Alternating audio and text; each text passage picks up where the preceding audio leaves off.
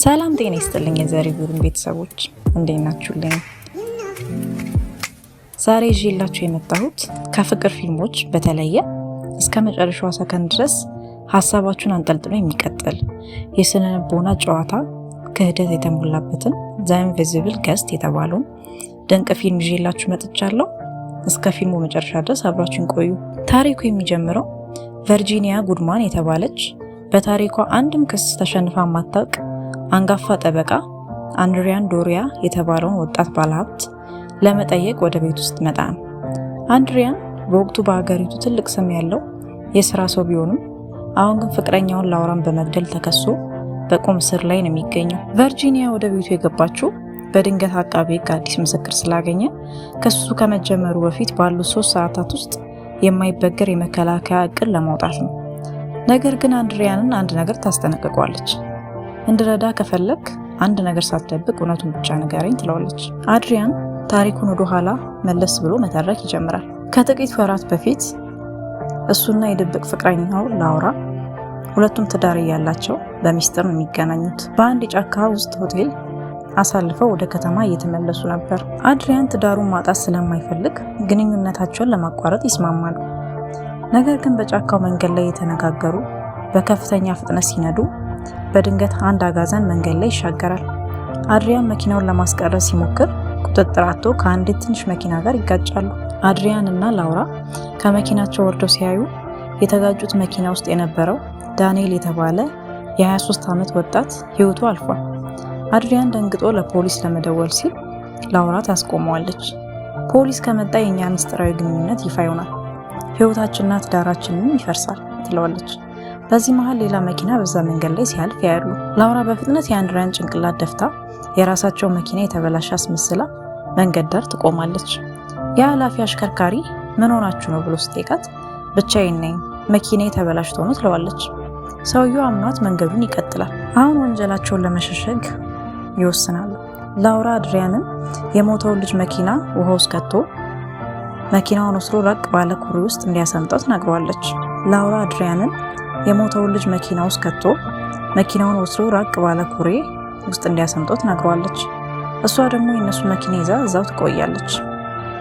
አድሪያን የልጁን አስክሬን ይዞ መኪናውን ለማስጠም ሲሄድ ላውራ መንገድ ላይ ብቻዋን የነሱ መኪና ለማስነሳት ትሞክራለች፣ ግን አልተነሳላትም። በዚህ መሃል ቶማስ የተባለ ደግ አዛውንት መኪናውን እየነዳ ይመጣና ሊረዳት ይሞክራል። መኪናዋን በገመድ ጎትቶ እዛው አቅራቢያ ወደሚገኘው ቤት ይወስዳታል። ላውራ የቶማስ ቤት ስትደርስ ግን ነፍሷ ይደነግጣል። የቶማስ ሚስት ቡና አፍልታ ስታቀርብላት ሳሎን ውስጥ የዳንኤልን ፎቶዎች ታያለች።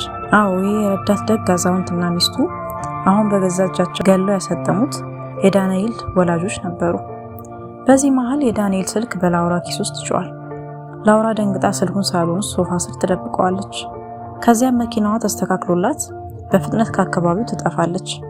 አድሪያንና ላውራ ተገናኝተው መኪናቸውን ለውጠው ዳግመኛ ላለመገናኘት ተስማምተው ይለያያሉ። የዳንኤል ወላጆች ልጃቸው መጥፋቱን ሲያውቁ ለፖሊስ ያመለክታሉ። ፖሊሶች አድሪያንን ጠርተው ይጠይቁታል።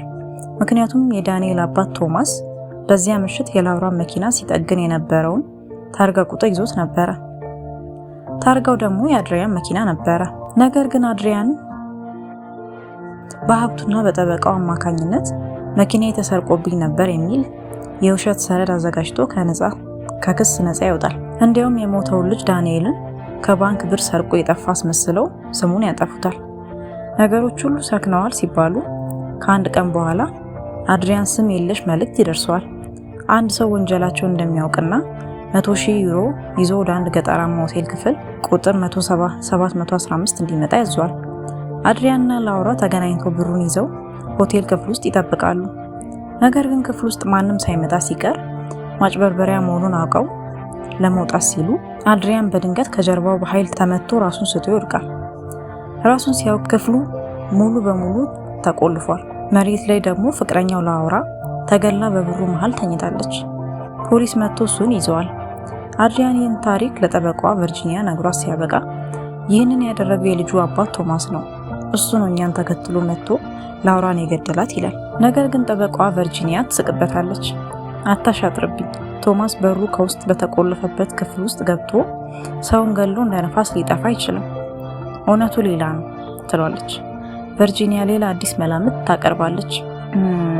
ላውራ ልጁን ከገደላችሁት በኋላ በህሊና ጸጸት እየተሰቃየች ነበረ። ለወላጆቹ እውነቱን ለመናገር ብሩን ይዛ ስትሄድ አንተ ትዳርና ስም እንዳይጠፋ ስትል ላውራን ገለ ታሪኩን የሌላ ሰው ለማስመሰል ራስህን መታ ትለዋለች። አድሪያን በጠበቋ ብላት ይደነግጣል። ጠበቋም ዳንኤል የት እንደገባ ካልነገርከኝ ፍርድ ቤት ልሸነፍ ነው ስትለው አድሪያን ሙሉ በሙሉ ተሸንፎ እውነቱን ያምናል። አዎ ልጁን መኪና ውስጥ ከትቼ ሐይቅ ውስጥ ሳሰምጠው ልጁ ገና አልሞታም ነበረ። አይኑን ገልጦ እያየኝ ነበር ያሰጠምኩት ብሎ አሰቃቂውን ወንጀል ያምናል። በካርታውም ላይ መኪናውን የት እንዳሰመጠው ምልክት አድርጎ ያሳያታል። አድሪያን ሁሉም ሚስጥር ካመነ በኋላ የጠበቃዋ ስልክ ይጮዋል።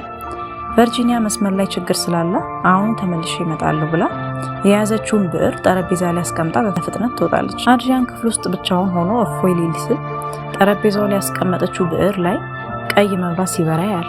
ብዕር ውስጥ ድምጽ መግጫ ነበረ። በከፍተኛ ድንጋጤ ውስጥ ሆኖ ወደ መስኮቱ ሲጠጋ ከኤሊ ቢልዲንጉ ማዶ ባለው ህንፃ ውስጥ የዳንኤል አባት ቶማስ በለንስን ሲያዩ ይታያል። ከጎኑ ደግሞ አሁን ከቤቱ ወጥታ ሄደችው ጠበቃ ቨርጂኒያ ቆማለች። ቨርጂኒያ ፊቷ ላይ የነበረው ሜካፕ እና የሰው ሰራሽ ጸጉር ስታውልቀው እሷ ጠበቃ ቨርጂኒያ አልነበረችም። እሷ የሞተው ልጅ የዳንኤል እናት ኤልቫ ነበረች። ልጃቸው የት እንደደረሰ ለማወቅና አድሪያን በገዛ አንደበቱ ወንጀሉ እንዲያምን ለማድረግ የፈጠሩት ድንቅ የስነ ልቦና ወጥመድ ነበረ። አድሪያን ሁሉን ወንጀል ካመነ በኋላ መላው ንግግሩ ተቀርቷል። በድንጋጤ ወደ መስኮቱ ይሮጣል። ልክ በዚህ ሰከንድ እውነተኛዋ ጠበቃ ትመጣለች። አድሪያን የሰጣቸው መረጃዎችና የልጁ አስክሬን ያለበት ቦታ በድምጽ ተቀርጾ ለፖሊስ ተላልፏል።